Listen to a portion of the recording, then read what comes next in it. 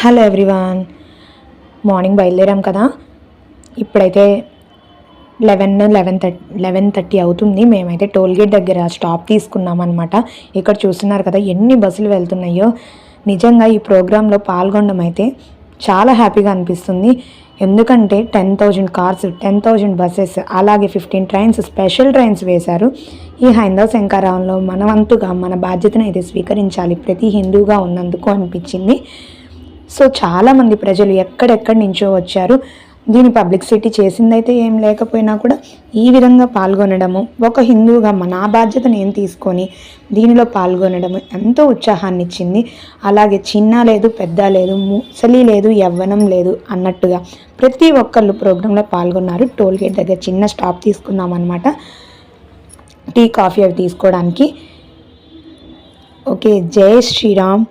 అందరూ హిందూగా ఉన్నందుకు గర్విద్దాం. మరొకసారి జై శ్రీరామ్.